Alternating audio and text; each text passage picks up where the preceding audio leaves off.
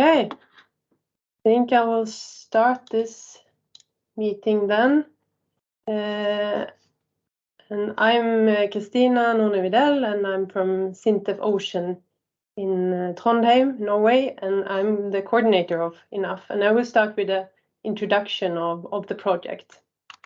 But first, welcome to everybody. And just a few meeting instructions to make the meeting a little bit smoother. There is a chat function, and you can anytime comment or ask questions or add information there. If we have time after each presentation, we might also have some questions there, and then you can raise your hand. Otherwise, it's also possible to write it in the chat. It's nice if you turn on your camera when you're speaking, and there's also this function of applauding, thumbs up, and things like that, which is quite nice for the presenters for acknowledging their work and their presentations. Mute your microphone when you're not speaking, and for information, this webinar is recorded, and we will share that afterwards, but we will also share the presentations. It will be available on the webpage of ENOUGH. So in my presentation, I will start with this UN Sustainable Development Goals. You all know about them, and it is the background for much of our work. This is a report that came this year. It's an independent and quantitative report on the progress we have made so far related to the UN Sustainable Development Goals. This webpage you can see here has also an interactive map where you can see status for each country and also for each goal. And you see the legend here shows the performance for each country on this. And looking at this here, it might not look that bad. We have a dark blue color above IT for several countries in Europe, but for the second year in a row, the world is no longer making progress on this, and that is quite worrying. And also, if we go to each of the goals, for example, the goal number 12, responsible consumption and production. You see on the top right, the legend shows that red is major challenges remain, and orange is significant challenges remain, and quite a lot of them. And you can also continue with number 13, climate action, and 14, life below water, and 15, life on land. And we see quite a lot of red here and orange as well. So we still have quite a lot to do. What is interesting for us is that all these are related to the food value chain. So we are working on this within this project and also within other related projects. And that brings me over to this project, the ENOUGH project. It is a 4-year project. We started a year ago, so we have a little less than 3 years left in the project. We have 30 partners from 12 different countries, which you can see on the map here. And it's SINTEF Ocean here in Norway that coordinates, and it's funded by the European Union. And this slide shows then the logos for all the partners. I have also tried to put them into the map here to see where we are. It's a bit crowded around Belgium because we have a few there and the countries are small, but I hope you can recognize the logos here. So now the project goals. So the goals of the ENOUGH project is to contribute to the EU Farm to Fork strategy by identifying how the food industry can reduce greenhouse gas emissions by at least 50% by 2050. And also identify how to achieve climate neutrality for food businesses and improve integrated sustainability and meet societal goals. And last but not least is to increase awareness among policymakers, businesses, investors, entrepreneurs, institutions, citizens, and other stakeholders. And the scope is post-farm gate in enough. It's from farm gate to consumer, not including production, but we still see that we, in some of the activities, has to kind of take that into account as well. So this is an overview of the work packages and the activities. The first work package 1 is about mapping and predicting greenhouse gas emissions for different years. We have work package 2, which is about technology roadmaps and models. And we have work package 3, it's about behavior and finance. Work package 4 and 5, calculation tools and smart data systems. Work package 6, the biggest one, and it's the demonstrators. We have policy and strategy in work package 7, and the last 4 is the more administrative, and it's about communication, dissemination, management, ethics, and cooperation. And today we will have presentations from most of these work packages following this numbering of the work packages. Communication is very important, and that's also why we have this webinar. We want to communicate results already early in the project. We think that we have things that we can communicate within the project, but also with others. We also have a web page, I hope you have seen, where you can register for newsletter. We are also active on social media, mainly LinkedIn. And we are present at conferences, and especially those arranged by our partners EFOST and IIR, but also others. And we will also eventually publish in journal papers. And the food sector is highly diverse. We know about that. So it is important that we reach out in different forums. When it comes to cooperation, it is important to collaborate within this big project between the work packages. And we do that by having meetings between the work packages. But we also have several participants that are active in several of the work packages to ensure that we have information flow between the work packages. The arrows here in this shows a little bit of the information flow and the collaboration, but of course there are other arrows that are not included here as well. We also have monthly meetings, both in the work packages and with the work package leaders together. And if there is someone who feels that they want to contribute more in some work package here, I hope you could contact the work package leaders then. Or you can also ask me.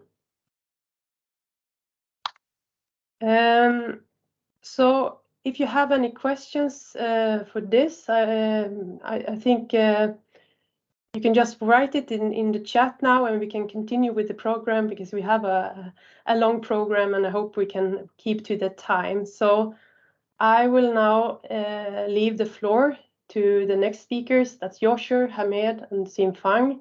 And they will talk about enough methodology to estimate 2050 emissions from the European food supply chain.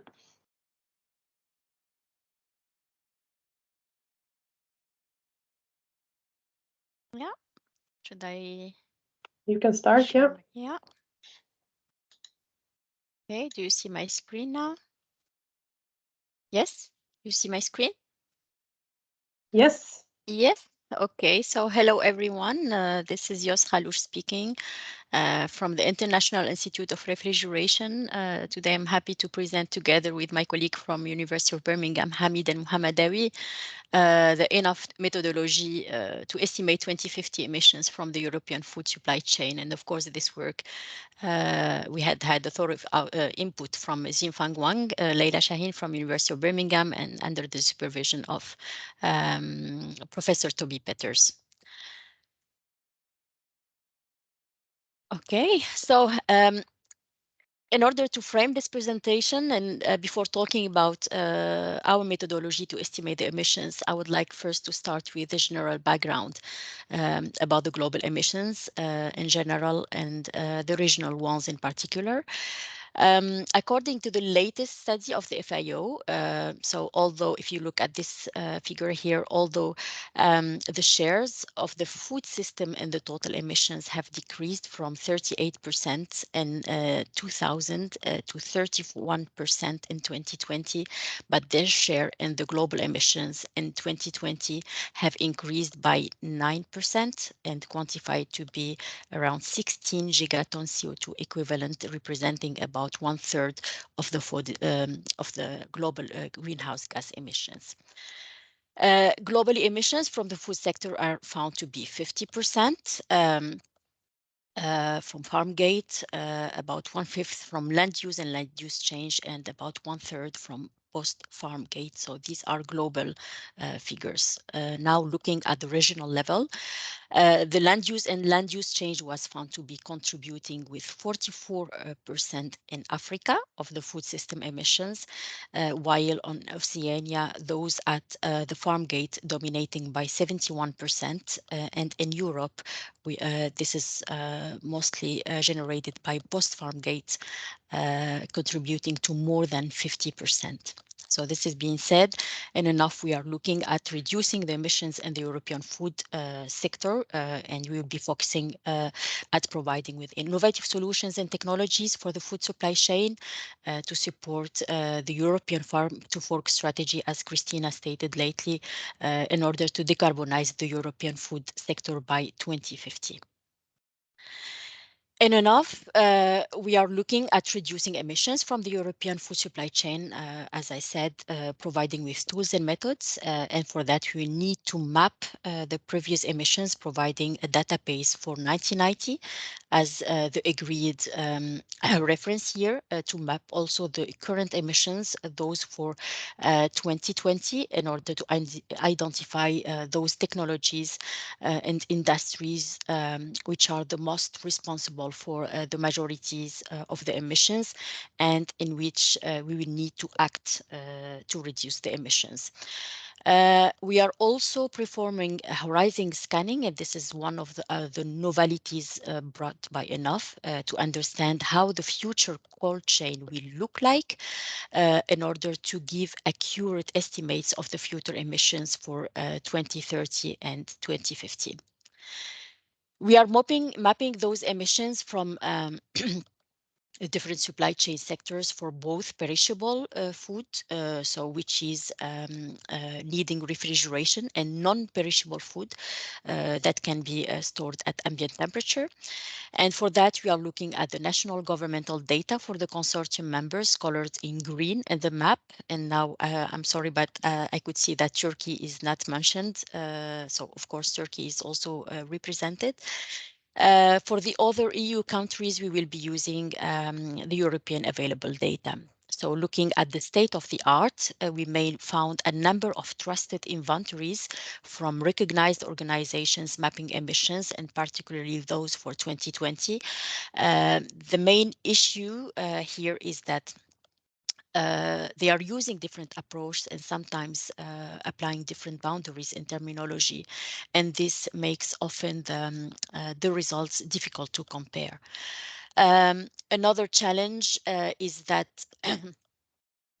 encountered by all countries is the limited availability of the data, or even if data is available at one country, sometimes these are reported from different trusted sources but not matching, and most probably because at least what we have understood, most probably because of the application of different boundaries and terminologies.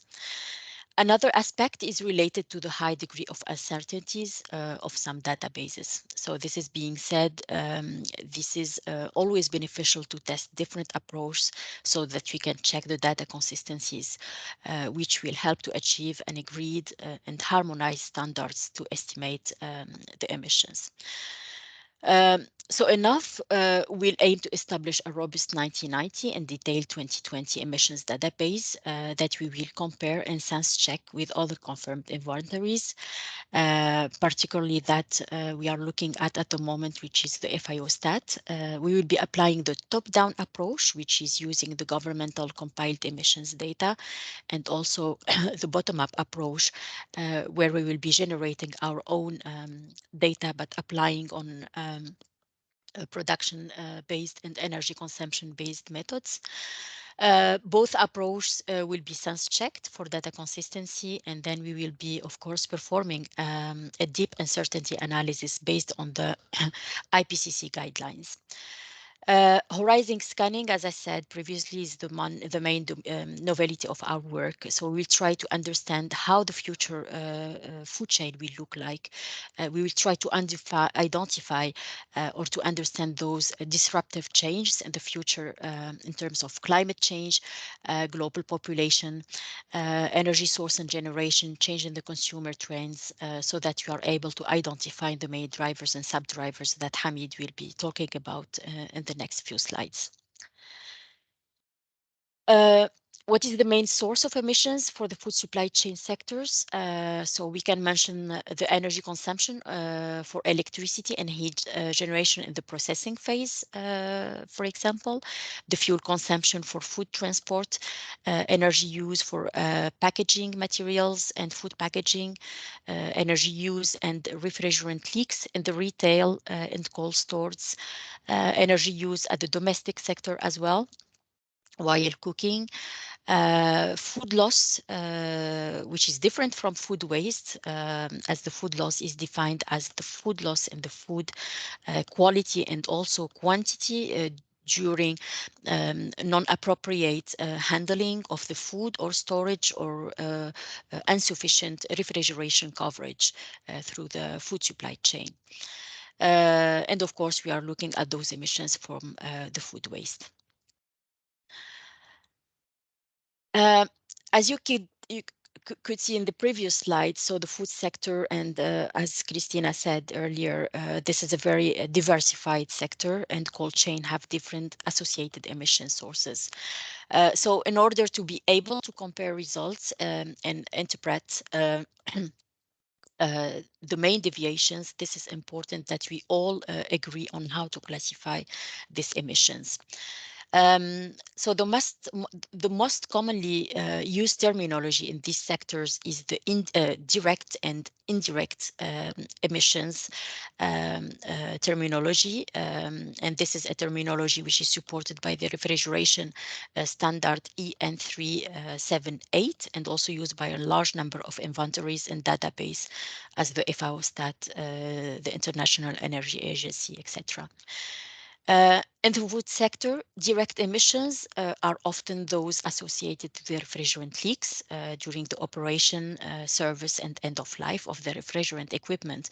But in our study, we have also noticed that some others may even consider including the refrigerant manufacture and transport.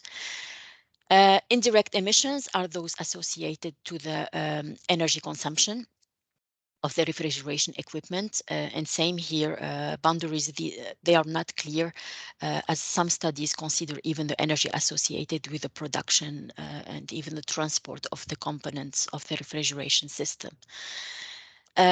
So this is unclear. This makes boundaries unclear, defining the origin or the main contributor of the emissions. Sometimes this is confusing and makes results difficult to compare. Another aspect is that in ENAF, we are not only looking at the cold chain, but we are looking at the full supply chain from farm to fork.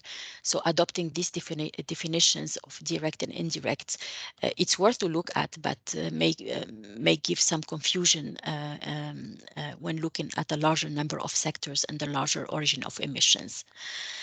For that reason, ENAF is then looking at adopting another set, or the second set of terminology as defined by the Greenhouse Gas Protocol, which is the concept of scopes. So this protocol defines three scopes, 1, 2, and 3. which are giving here at a larger extent, but we'll try to adapt to the food sector. So for scope 1, we include the emissions from the owned or controlled sources of the entity, as for example, the generation of electricity, heat, or steam for on-site combustion of fuel for the food processing, the manufacture or processing of chemicals or materials for food packaging, combustion of fuels for food transport, and F-gas emissions from refrigerant leaks. For scope 2, this includes the emissions from the purchased electricity. So this is agreed. We are looking at the generated off-site and consumed by the entity. In scope 3, this includes the emissions associated to the consequences of the activity of the entity of the sector or the sector, but occurring from non-owned sources. You may then note that the scope concept defines better the origin of the emissions of one sector, which will also help, and we think this will be helpful to establish the appropriate climate policies and the business models as these borders identify the area on which we would need to act to cut the emissions.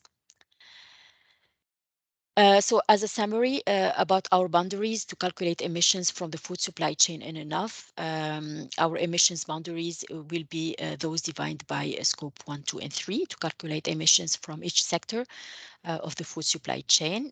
In scope 1, we are looking at emissions from on-site fuel combustion for generation of electricity and heat, fuel combustion for food transport and refrigerant leaks, while in scope 2, we are looking at the electricity purchased. And here we are considering the data at the primary consumption point, meaning based on the on-site measured consumption. In scope 3, we are looking at the food waste and loss, as these are consequences of the associated sector activities. In all our calculations, we are excluding the manufacture and end of life of all utilities in the supply chain, except that for packaging. We are also considering all emissions, including also the nitrous and sulfur oxide, the particle matter, to understand the global or the full environmental impact. Our geographical boundaries are Europe, looking at the farm-to-fork emissions, but we are also looking at the on-site production outside Europe to highlight the total impact on emissions. We are also looking at the food transport footprint between countries for import and export, even that reported in the intermediate country. Our sectors and commodities boundaries, we are looking at mapping emissions from perishable and non-perishable food industry, looking at those needing refrigeration as meat, fish, dairy, fruits, and vegetables. And here Sylvia will give a better overview about our demonstrators, but also non-perishable food standing at ambient temperatures as bread and canned food. Regarding the sectors, we are mapping emissions from post-farm gate sectors, namely the on-farm cooling, processing, packaging, storage, refrigerated, and also non-refrigerated transport, retail and food services, as well as the domestic consumption point. I will pass now the floor to Hamid to present our model and the horizon scanning approach that I was talking about to estimate the future emissions. He will be, or Hamid will be also giving some initial figures for UK applying our methodology. Hamid, the floor is yours. Thank you so much, Yusr. I'm Hamid from University of Birmingham. I'm happy actually to give you an overview about the model which used to estimate the emission, future emission of food chain in 2050. Actually, you know, the main aim of WP1 is to develop a model for future for estimation the emission in future food chain. And our model actually divide into parts. Part 1 look at the sub-driver selection quantification and their impact on the future food emission.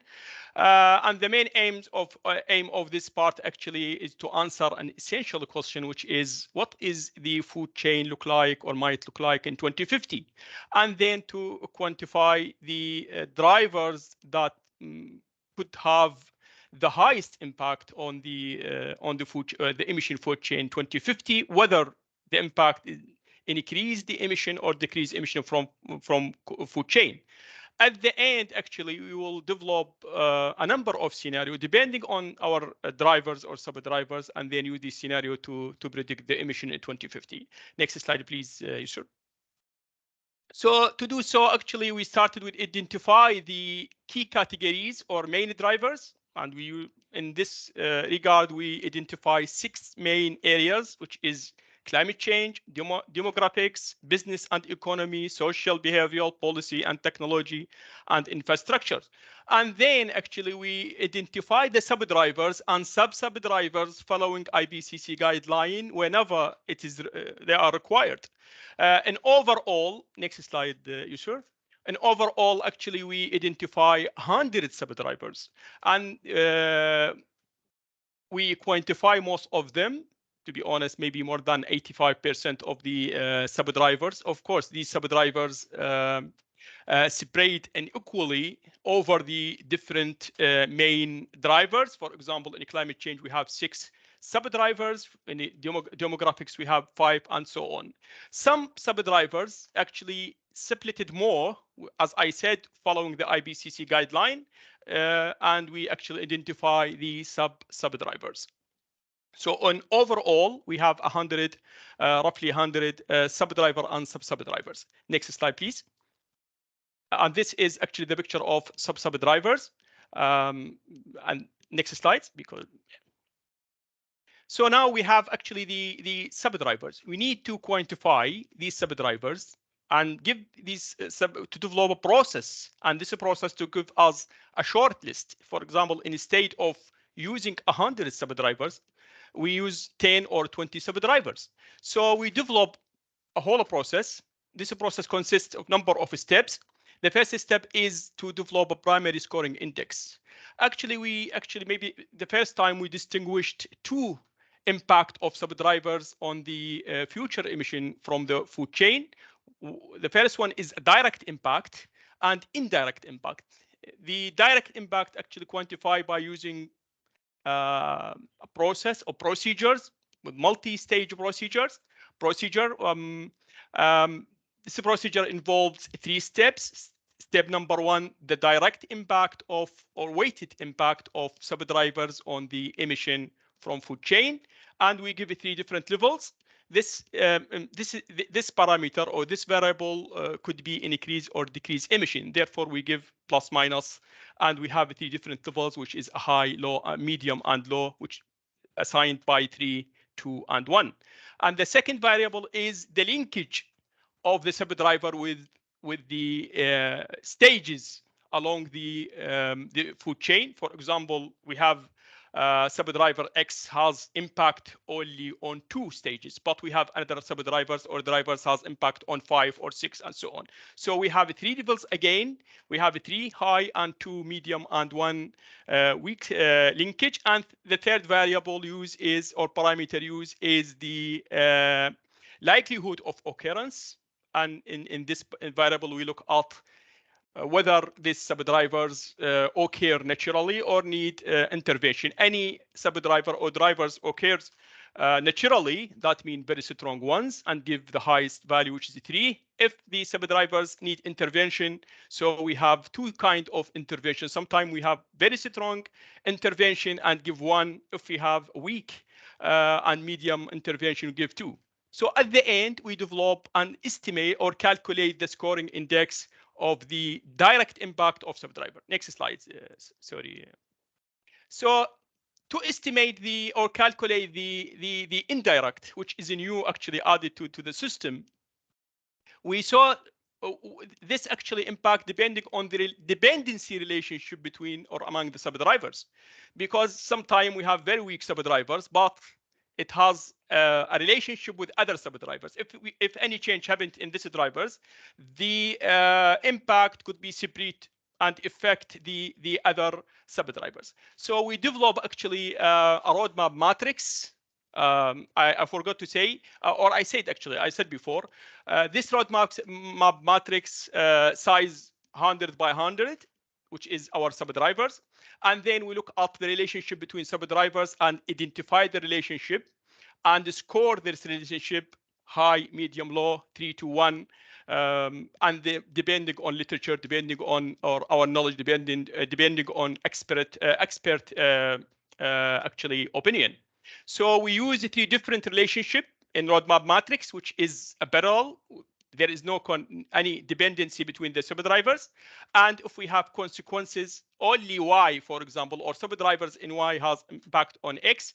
And we have a couple relationship.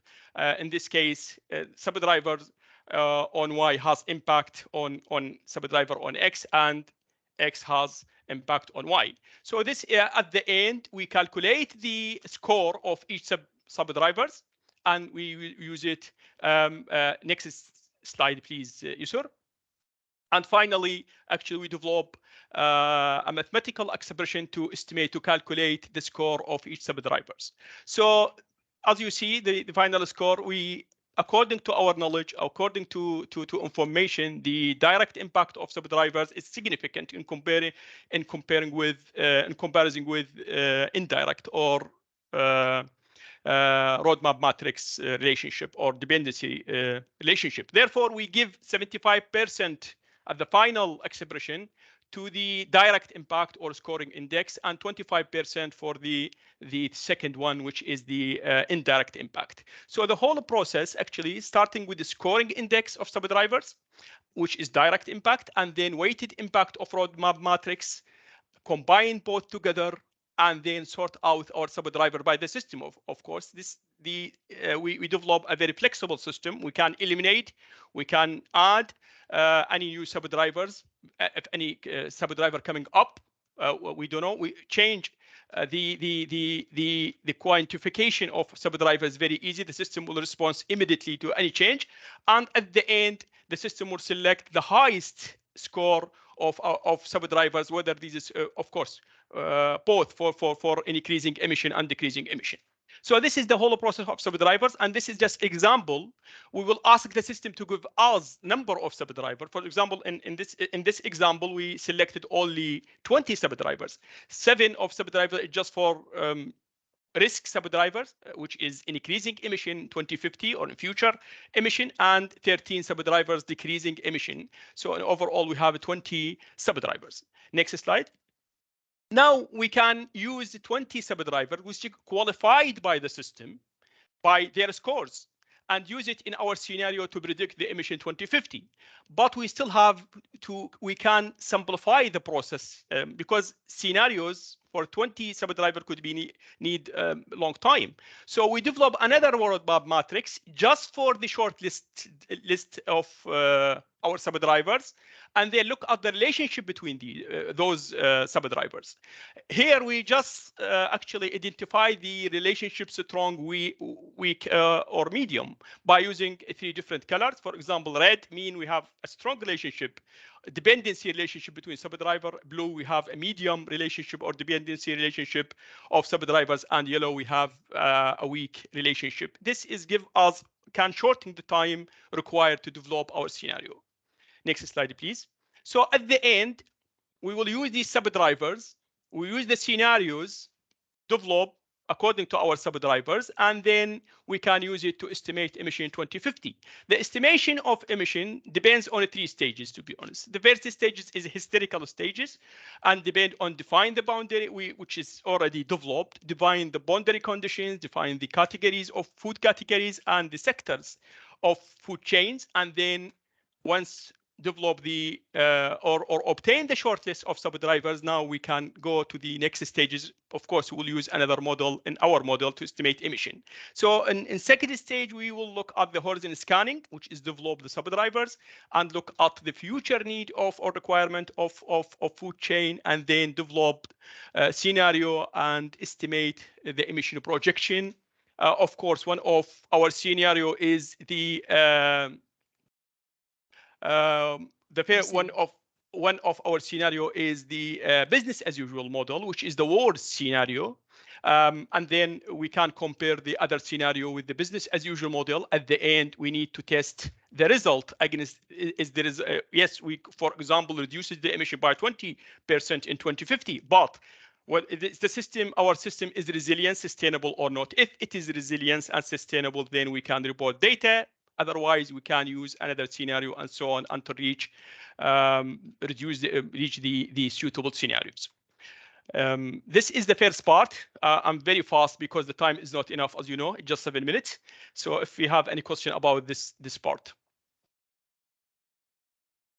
I think we can carry on, Hamid, and yes, then we can welcome some. So now we develop the subdrivers, and we have the short list of subdrivers which can be used in our model to estimate the emission. Emission in general, we use two methods, or main method used to estimate the emission, which is, or to approach. The first one is the top-down approach, and the second one is bottom-up approach. For top-down approach, it is a simple approach, high-level approach, and can be used to estimate emission, but with few assumptions. But unfortunately, it is difficult to allocate the emissions to their sources. Therefore, it is appropriate to use for future prediction of emission, and not just from food chain, but from sources. So the second one, next slide, sorry.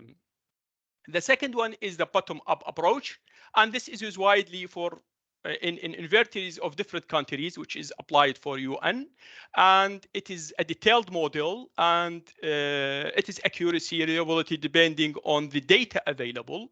It is useful and appropriate to use to estimate the future emission from food chain. It is possible to allocate the emissions to their sources. Therefore, we use this approach in our model. Next slide, please. I'm sorry, I'm very fast because I know the time is not enough. I have a lot. So for our model, actually, as we said, we will use a bottom-up model to estimate emission. The first stage in our model to estimate the emission, historical emission, which is in baseline year, which is very important year for us, because the projection of a future emission based or depends on the baseline year data. And then we will use drivers, which is already developed in part 1, to estimate to develop a number of scenario, and we will use this scenario to estimate emission from the food chain. Next slide, please, Yusuf. So at the present, our model, actually, we develop just a part of model which used to estimate the energy and cooling demand from the food cold chain. You know, the food cold chain is a significant part of the whole food chain, which is maybe from 70 to 80% in developed countries. And then we follow actually the instruction or the which is mentioned by Yusr, which is we split the food to meat, fish, milk, fruit, and vegetable. We used considered both chilled and frozen food, and we actually split the food chain into 7 different stages, as mentioned before. And as I said, so far we just look at the energy demand and cooling demand, and then we can actually expand our work to involve both the ambient food and to estimate the emission. This is simply the structure of our model, which is, as I said, based on bottom-up approach. The first stage is to estimate or to calculate the historical emission by our model, which is the baseline emission. And then we can go further to estimate by using subdrivers developed in part 1 to estimate the emission 2050. In any case, we have to test our results, whether the system or food chain is resilient or not against the black swan events and upcoming issues. And this is, as I said, this is very simple structure of our model. Next slide, please. So our approach or methodology used, this is we split, as I said before, the food chain to 7 stages, and our model based on the total mass of food which is produced in the UK, for example, because we're working now on the UK, and the import, export food, food loss, and food waste. For each stage, we need to understand, to find data about the mass or enter this stage, how much the amount of food waste or lost, and then we need some information about the energy consumption by different kind of food, and then we can sometime we need information about the size of a stage. For example, in cold storage, we need to understand to know the volume of total volume of cold storage, and the same thing maybe in retail and so on. Addition to that, we need to know the number of refrigerated transport and so on. For each stage, we'll estimate the energy demand, and then we can estimate from energy demand the cooling demand required. At the end, we use mass balance to estimate how much we to estimate or to validate our mass in the food system, because we know the amount of mass or produce, the mass import, the mass export, the mass of food loss and waste. So this is just to check, and at the end we can estimate the total emissions from the whole food chain, from ambient and refrigerated food. Next stage, please. So this is just sample primary result of our model. As I said, we focus on food cold chain. In figure 1, actually give us or show us the result of energy demand of 4 stages we developed so far or completed so far: pre-cooling, cold storage, processing, and refrigerated transport. We try to compare our result with the result actually developed by our colleague Alan and his group, which is, in my opinion, very robust and useful data, unique data available for the cold chain, or more specifically about the refrigeration. So only the pre-cooling we try to compare with other reference, which is Swain 2008, because we know we have, as you see from the slide, we have a large difference between our result with the Allen or Foster result, because I think Foster and his group didn't include the meat and fish in their calculation. So in general, we have a very good agreement with the top-down model, which is developed by Allen and his group. The second figure shows us the cooling demand, which is estimated or calculated based on the energy demand, and we can see that the processing maybe the highest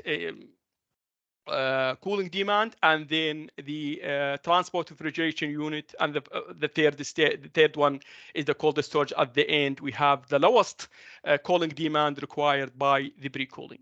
This is, as I said, the primary result. The work ongoing to complete the other stages, which is in our food chain, and actually we can after that expand our model to include the ambient, and then we can estimate the emission from the food cold chain. In general, we have a very good agreement with the top-down model, which is, as I said, developed by our colleagues. Thank you so much, and happy. Thank you, Hamid. Thank you very much. I'm sorry again. I'm very fast because I know time is just 13, 14 minutes is not enough. Yeah, this is it's true. This is a huge work, and yes, sort of input from all the partners. I mean, involved in work package 1, particularly University of Birmingham, LSBU, SINTEF, so all the group, INRAE. So what we have done, as you said, so for now we have closed those boundaries. We have done horizon scanning. This is performed, and this has led us to identify the main drivers and sub-drivers, and we have set up the model using the bottom-up approach, and also LSPU, they are working on the top-down approach, and also they are having another methodology to do another bottom-up approach. This will be useful to sense check our results. We are aiming for next to establish a full 2020 and 90, actually this is 1990 and 2020 emission database using top-down and bottom-up sense checking, and also we are going to compare our data with other trusted inventories. Also we are looking, and that is what we are doing now also with Alan and Judith. We are trying to compare with FAO stat inventory to detect the main deviation, to understand why we do have these deviations, as this will help us to also suggest boundaries or standardized boundaries to estimate the emissions for the food sector. Next, we are going to predict 2030 and 2050 emissions on an annual basis using the business as usual scenario, as Hamid said. So we are not applying any technology change, but we are accounting for the defined changes and disruptive changes described by the drivers and sub-drivers. Of course, we are doing an uncertainty analysis so that we do have trustable and accurate results. So these estimations will also show the level of challenge to achieve the sector net zero by 2050 and what we can do at the first stage in 2030. The main aim of this work package, the main outcomes will help to set new policies and new guidelines for policymakers and legislations to support the EU farm-to-fork strategies towards zero carbon emission of the food sector. Thank you very much for joining us, and sorry for the 5 minutes, I think, that we do have. Please feel free to contact me as a work package leader, Jos Halouch, in this email, or Toby Peters, the task leader for University of Birmingham team. And of course, Christina, the coordinator. Thank you. Yeah, thank you very much to Yosher and Hamid. We don't have any time for questions now, but if someone has any questions, comments, you can add it in the chat. So we are moving on then to Alan Foster and LSPU, and he's going to talk about the road to 2050 and net zero emissions, the role of roadmaps. And you are muted. Good start. Yeah. Hello, everybody. Right, yes, thank you for introducing me and welcome everybody. As discussed, I'm talking about technology roadmaps and models. This presentation, a lot of this work has been produced by Judith, but she is unavailable to be here today, so I'm going to do my best to present it.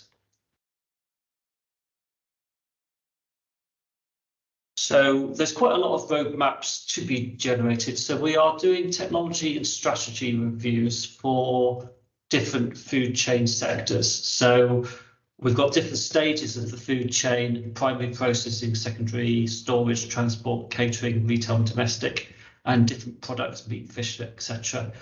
We consider them separately up until catering, retail and domestic, where they're considered homogeneous because they will all generally be put together and difficult to separate. We have done case studies and modelling of various scenarios, and then we're doing a roadmap of the options to 2050. And the first roadmap on retail is the focus of this presentation. So it's effectively reviews of different technologies within all these different food chain sectors, a case study, modelling, and then looking at a roadmap. Okay, and I'm going to be presenting the first one. So how the tasks fit together. So development of model specification structure. As I said, we have done the retail reviews, we're working on the catering, and then we are going further and further down the food chain. And then we'll be these case studies to look at the impacts of different technologies, and from there the results will allow us to produce the roadmaps. So stage one, the reviews. So we're looking at both technological and operational ways of reducing carbon across the whole of the food chain. We're looking at process heating, cooling, and heating, ventilation, air conditioning. Identifying the level of global greenhouse gas emissions for each technology operation change to assess the cost and time for its application. And we've looked at 95 technology strategies in this particular review on supermarkets. And this is the reviews end up with, they're basically written about the technology, and then you end up with a summary at the end, a table. That's the information that we're looking to feed into the models. So there's scope 2 emissions, the overall savings, quality, how robust is the information? Is it from peer-reviewed journals? Is it just from advertising? Same for the Scope 1 emissions, the technology readiness level, whether it's available now or whether it's a novel technology, other issues to do with maintainability, legislative concerns, and finally the payback time, the time to recover the cost of the technology. All of these are considered in the reviews.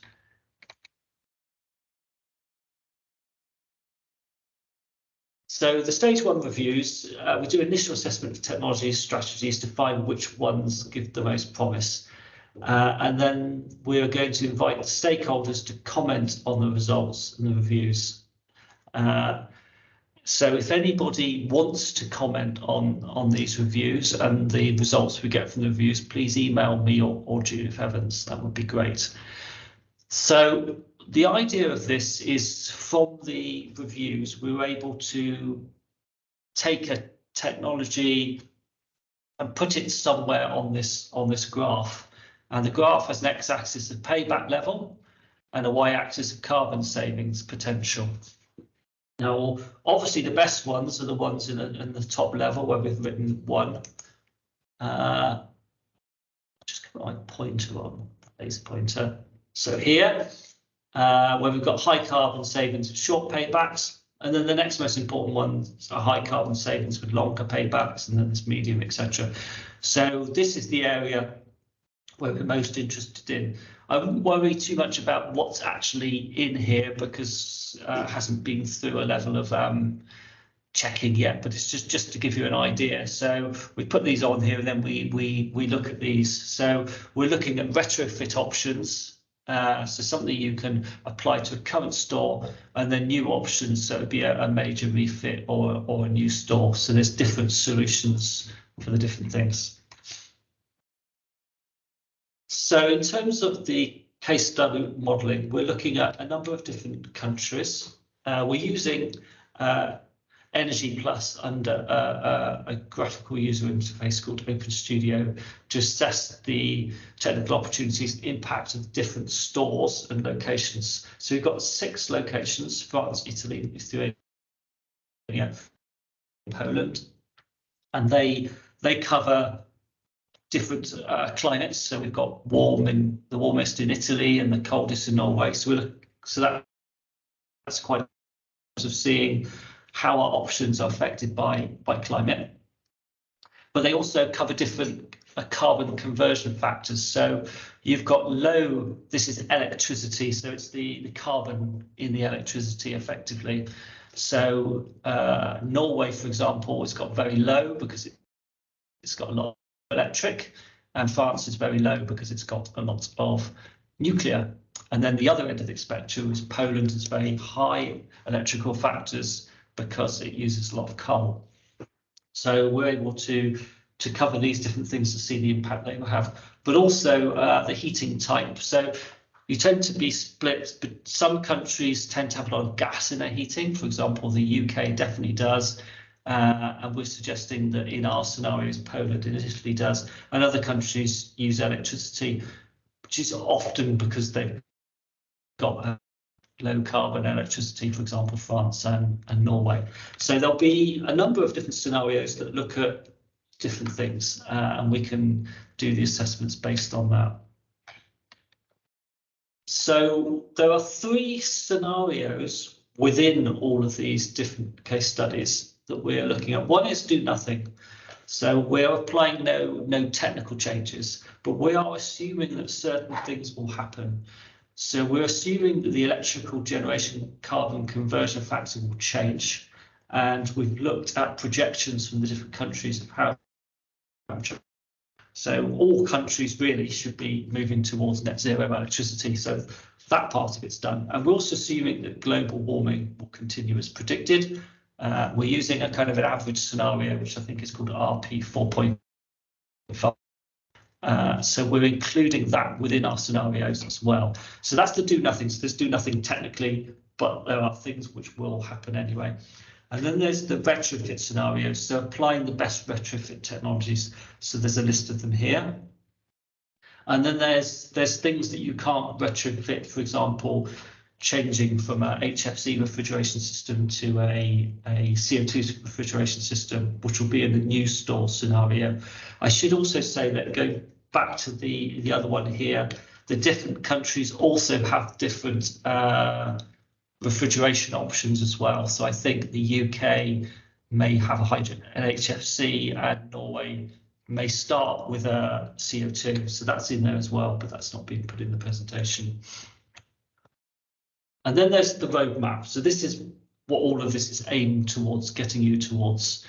So we're looking to see what are the trends, what will have impact in the future, what kind of systems are applied, the best available technology strategies, when can they be applied, which have good paybacks. Paybacks is obviously very important for the supermarkets, but it's not the be all and end all of carbon, getting to net zero. What has impact, which we can get from the modeling. We're looking at projections for the next 10, 20, 30 years. And in the bottom of this is all which of the technologies which it's based on. So basically that is the roadmap. And I think I've managed to do it to time. Yes, very good. Thank you. Thank you very much. Yeah. Do I have any questions for Alan? Can't see that any has come in the chat either. But all know who to contact, and so if you have any questions. Or Judith, of course. Yeah. After this. Oh, very good. Then I think unless someone has any comments or questions, we can move on to the third presentation, or the next presentation. And that is by Xin-Fang Wang from University of Birmingham. And she will present non-technical aspects to reduce emissions from farm gate to plate. Yeah, thanks, Christina. Let me share my slides.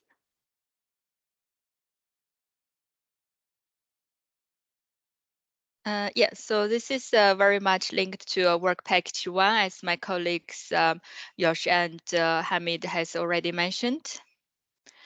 So in work package 3, we looked at several aspects of the non-technical aspect to reduce emissions from farm gate to plate. So this work is led by quite a few research fellows in our group. So linked to the drivers or horizon scanning that you have just seen in work package 1, that Hamid mentioned that we have 6 main categories of drivers, and the 3 of the main categories, as I've circled there, they are social, behavior, and business or finance. So in work package 3, we look at those aspects to link to the drivers we've identified in work package 1, and this work will fit into each other. So to set the scope of our questions in relation to behaviors and social aspects, we want to understand what are the EU consumers' behaviors or social barriers to achieve zero carbon emissions within its food chain systems. So especially we want to look at those 4 main questions. What consumer behaviors serve as barriers to drive sustainable food chain? Are there any other social issues that would slow down EU's targets in reducing its emissions of the food chain? What are the knowns from the literature and the existing research, and what are the unknown questions related to those issues? And then finally, how could we address those issues and make recommendations to speed up towards low emission food chain? So this diagram shows you more detail about how our work in work package 3 linked to work package 1. So in work package 1, on the left side, we've identified some social drivers, and on the right side, we identified some behavior drivers. For example, from social side, we have population growth, and on the behavior side, we have like changing people's diet, changing people's shopping behaviors towards more online shopping. And then we focus on those areas that have been identified to dig more into dig more into them in work package 3. So we focus on, for example, change in dietary, food waste reduction, educating people about their shopping and food conservation behaviors, look at their change of the food shopping practice and also home cooking as well. So we looked at data, existing data, try to understand what we already know. So we looked at literature review on those issues from existing database. So we identify the records through the literature search of both academic and non-academic or grey literature. And we also collect information from social media where people post a lot of information related to their food-related behaviors. And then we'll compare those data and complete a whole completed literature review about what we already know. So just to show you some of the existing findings that we've identified from our literature review so far. So there are different behavior and social barriers related to people's preference of diet, and then that would have an impact of energy and emissions along the food chain. So for example, we have identified issues about lack of cooking skills, and also especially towards preparing meals with alternative protein. What's the difference in terms of the cooking procedures and storage procedures of those food? And also perception as well in relation to food, whether people still continue eating meat because they think it's healthy and they need the nutrition from it. And then in terms of culture and food familiarity, people have preference about continue with their existing preference. For example, people's public perception and attitudes towards insects-based protein, which may not be familiar to people in some culture and not easily accepted. And then taste is another preference. So people would taste sometimes difference between like plant-based protein compared to normal meat-based protein, and those tastes could affect people's preference about what they choose to shopping for and eat. And there are also other related issues, for example, about price. At the moment in the UK, a lot of the alternative protein-based dietary cost more than the meat or dairy-based food dietary. So that would again influence people's choices in terms of food shopping and dietary as well. And then some other issues in relation to social influence. So for example, whether people accept or reject alternative protein, they could be influenced by social pressure from their colleagues or from the social media. For example, when we looked at previous dietary provided in the COP meetings, people would comment hugely about whether they have been plant-based diet provided or included meat as well. So social pressure is a big influence. And then we also have peer pressure as well, I mentioned, and also the culture and the traditions of food. So insects-based food is a good example whether it could be accepted by people in the Western countries. And then we looked at labeling is another difficult challenge. So the labeling of especially alternative protein, it could be confusing and making consumers have difficulty in making their decisions. And then particularly source of information is very important if people are looking at particular information in relation to their health, for example. So those different labeling, especially for new types of food, could be strengthened to enable people to make the more environmentally positive decisions. So in relation, other than the social behaviors category, we also looked at drivers under the business and finance models, as we know that a lot of the new investment in new technologies and the new type of food and cold chain, they require capital cost and would be high at the beginning of the technology readiness level. So we looked at different behaviors, options, different business models related, which cover mainly 3 categories, which are servitization models, which is a relatively new and innovative business model, and also more traditional direct sale and purchase model and rental and lease model. So here's an example to show you the more innovative approach, which is the servitization model, pay as per use. So in this model, the finance for the cooling and heating will be provided as a service. So the customers who use these services, they only pay for the per unit of the cooling and heating that's consumed. And the technology provider will take on the performance risk of the system. And then also technology providers, they would be incentivized to install the most efficient equipment, as they are the responsible ones for the overall operation and maintenance. And then the payments for the heat and cooling provided can be determined upfront based on the assumed usage by the consumers. So it is cheaper for the consumers because they pay per use rather than paying for the whole facility or equipment with the heavy capital cost in the upfront.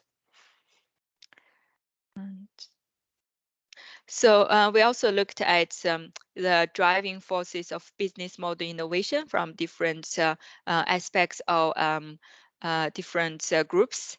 So we looked at particular documents who have reviewed relevant literature and identified the data and information that's needed. So if we look at the different groups from farmers to processors to distributors and retailers, they all have different motivation in driving the business model innovation. For example, of small farmers, a new business model could empower especially women who are mainly responsible for their food shopping and cooking at home, and innovative business model could allow them to reduce their household cost and improve their revenue streams by using the cooling and cold chain facilities.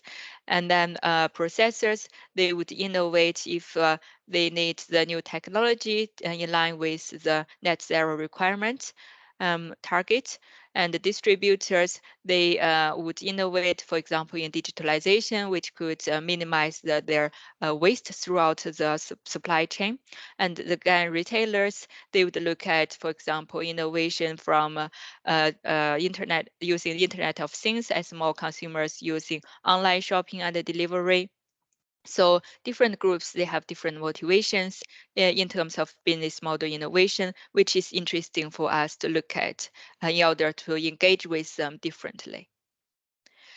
So in terms of the 3 main categories I mentioned of the business model, we then compared them in more detail to look at their performance level in terms of environmental performance, social performance, and economic performance, as all those 3 areas are key and essential for people to invest in the sustainable food supply chain.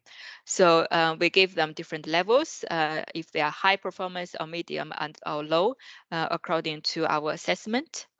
So here is roughly a brief result from our analysis. As you can see that these are for the different type of performance, 1, 2, 3, and then on the left side of the columns, they are the servitization based model, and the middle columns are the direct sale and purchase model, and the right side is the lease and rental models. So you can see that the best performing one is the ones on the left, which is a service-oriented model. They are good for energy efficiency, circularity and resource use, good to be linked to renewable energy to provide the service, but also they could achieve high performance in social behaviors, reduce overconsumption, and encourage stewardship. And then in terms of economic performance, they could provide additional new revenue streams, and they could also be sustainable scaled up, because they could be applied to very small farmers by reducing their initial capital cost required.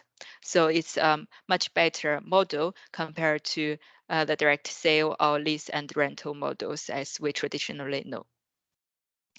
So that's basically the main categories that we've looked at in work package 3 so far, which cover the business model and innovation, as well as the social and behavior and public perception barriers towards a low carbon food supply chain. Thanks. And if you have any questions, you can ask us or email us as shown here. Thank you. Yeah, thank you very much. Do we have any questions? I can't see any hands or so, but I I was wondering a little bit about food loss and waste, since it's related to quite a high greenhouse gas emissions, and it's also quite linked to social behavior. How do you take that into your work here? Yeah, so we've been looking at existing research to understand what people have done in terms of data collection and analysis of food waste. So as in work package 1, we have a particular task to look at the energy and the emissions related to food waste. And then in work package 3, we would collect the more detailed information about, for example, not just the amount of food waste, but why, what has led to the food waste, for example, from consumer side. And then we look at interventions to engage with consumers.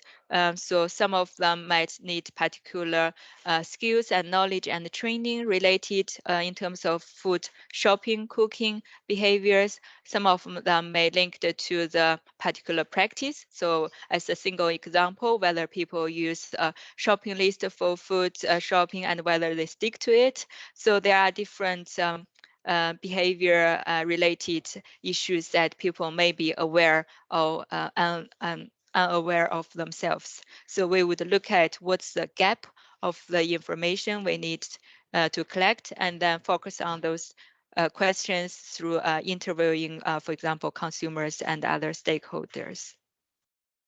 Yeah, good. No, I think it's quite interesting, and what I assume also, but I'm not sure, but that the behavior changes.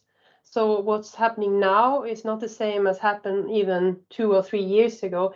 Do you think we have enough time, or will it be possible to find out the change along this project, or is it too short and it's easier to look backwards afterwards?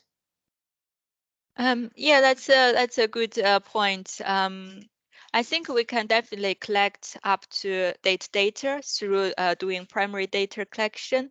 And as you said, yes, it does change a lot, especially when people change more in terms of their shopping behaviors towards more online shopping and organized shopping.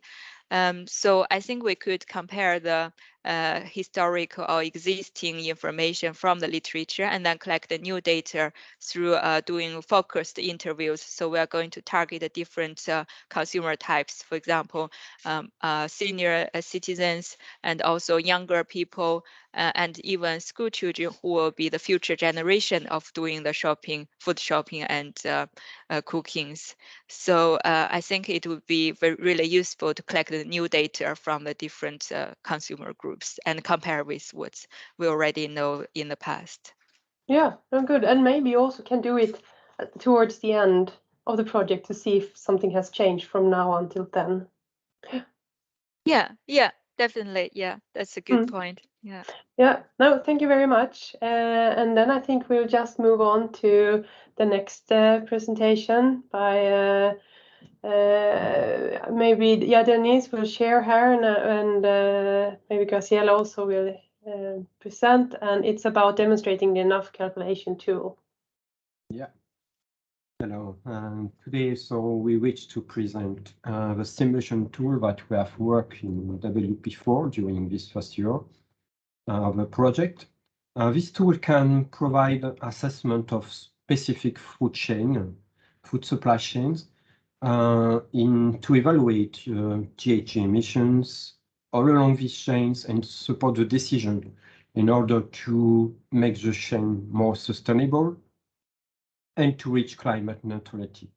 So this tool used partly calculation core of a tool that was developed in a previous European project. It was a feasibility project, and the development was led by the Catholic University of Leuven, which is a partner of the project. And it was designed initially to compare refrigeration technologies.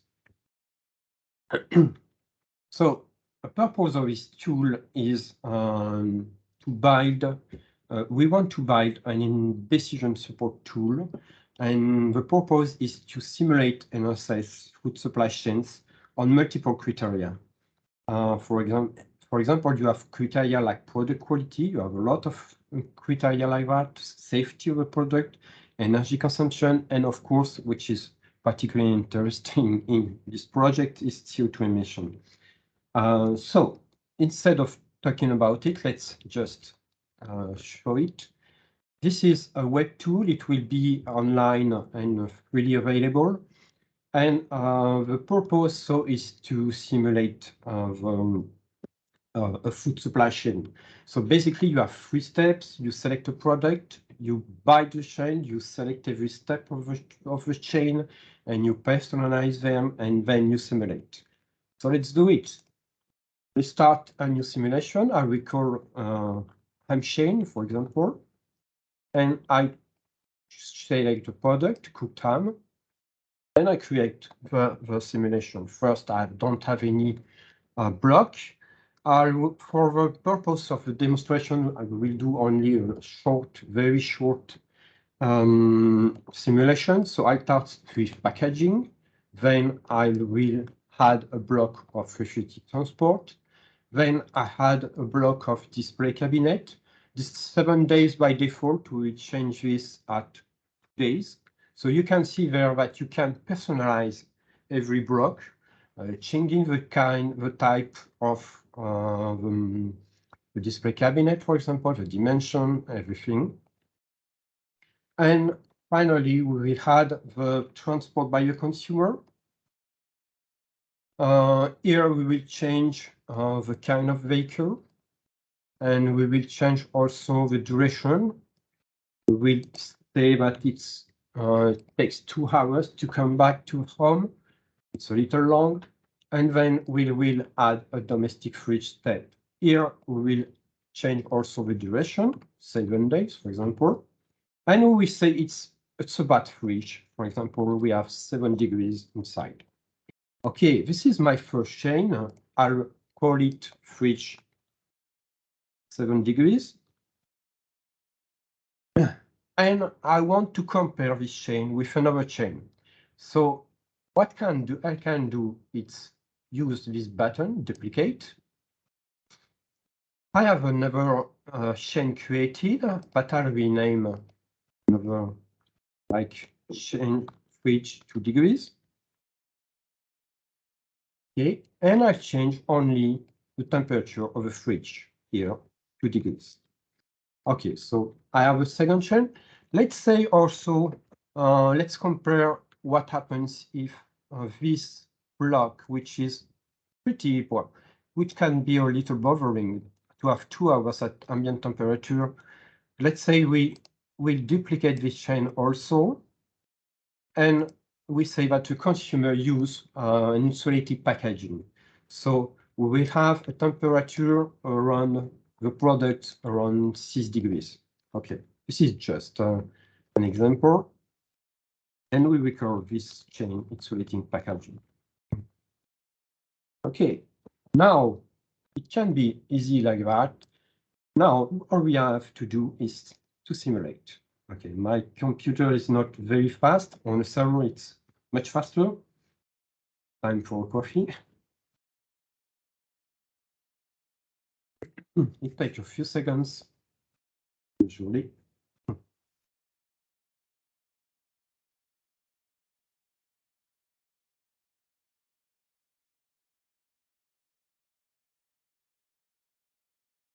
And here are the results.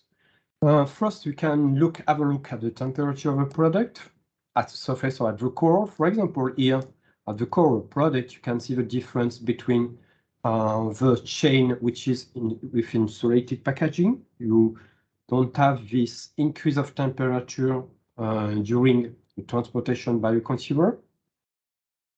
We can have a look also, for example, at the critical bacteria, which is the Listeria, for example. Here we can see that in a fridge at 7 degrees, after a few days of having this product in the fridge, we can reach nearly the critical value for this kind of bacteria. If you look, of course, at the fridge at 2 degrees, you would still have a lot of difference between the critical value and the end value for this kind of simulation. And let's have a look at the insulated packaging strategy. You can see there is a little difference between the two qualities of product, but honestly, it doesn't make much difference here. It's much more interesting to have a good fridge at the correct temperature. Now let's see CO2 emissions. CO2 emissions, of course, if you have a fridge at 2 degrees, you will have a little more energy consumption, but at 7 degrees.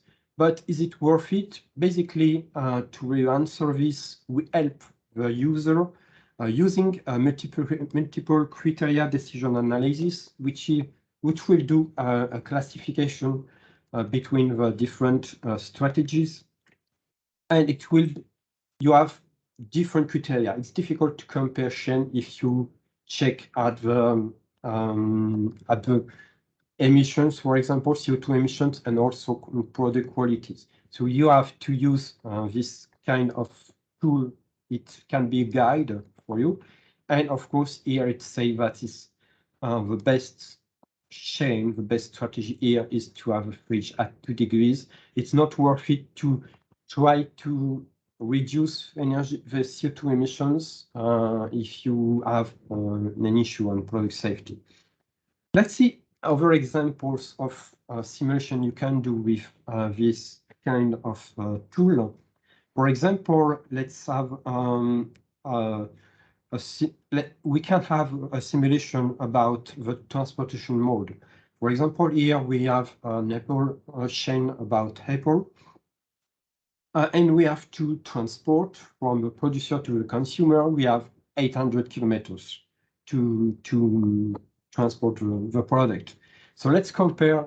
We can compare with the transportation mode between road, rail, sea, air, and let's see what we can see and we can get as information. First, we can see that there is. It's not very critical, but we have a transportation which is a little slower. It's boat.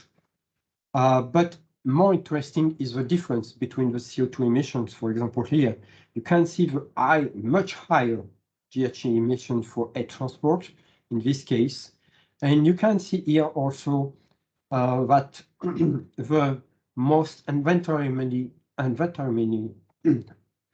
most friendly for environment are rail and boat. So this kind of information are quite interesting, but another example, if you want to compare different organization of your chain, let's compare, for example, long distance chain and what is called usually local chain, like if you have only one intermediary between your consumer and producer.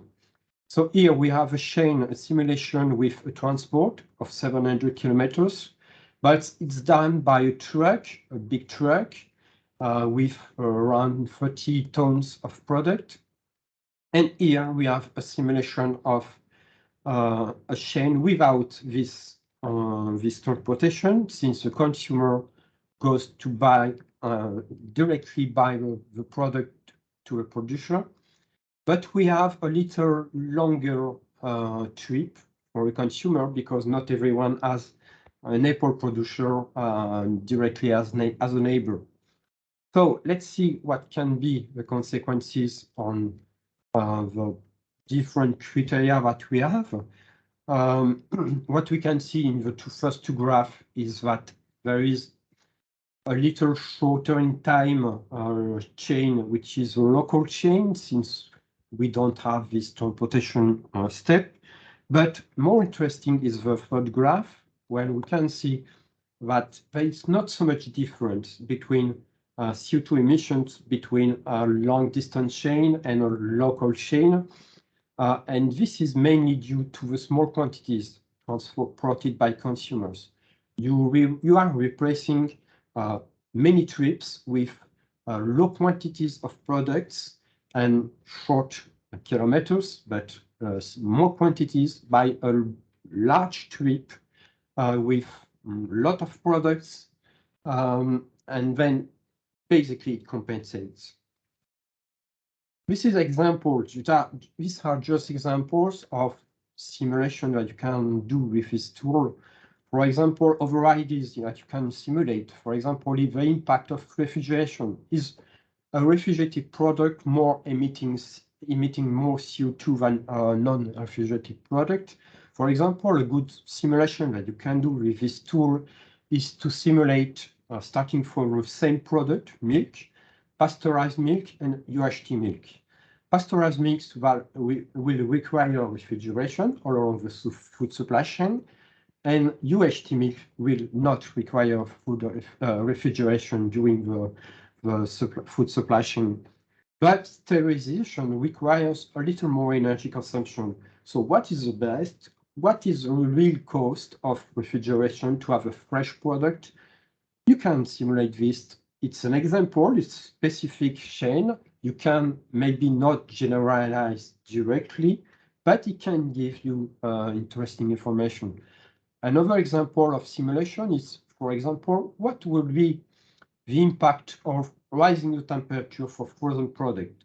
Let's say, just from exploring solutions, -18 to -12 degrees. What would be the difference on quality of a product, on GHG emission, on energy consumption?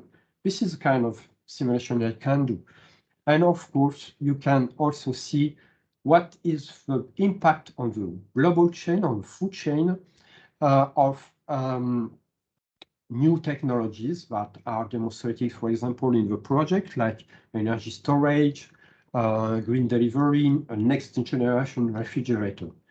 So this is the we are working on in this work package. It's still a work in progress. It will be available and really available online after the project. Thank you for your attention. Yeah, thank you very much. Interesting to see it and how it develops. Do we have any questions? I'm wondering a little bit about if you have already, or if you are planning to use these tools also for working with policies and regulations. Do you think it's possible to use it to show things that and then be able to change policies and regulations? Well, it can probably help to the decision, I would say, to the policymakers. For example, it was a little provocating, but say, let's change the temperature of a frozen product from -18 to -12. Of course, it will not be done tomorrow for every product, but maybe there are some products that it would be a good solution, maybe. This is a tool that can be used for evaluating, for pondering, to see what are the pros and cons of this strategy. So I think it can be, yes, a good helper for policymakers to have a better idea and more. For example, the kinetics are based on scientific publications, so you have information that are maybe more reliable that a global idea of what is the impact of changing policy, for example. Is shelf life also part of this model, or can it be? No, this is Graciela.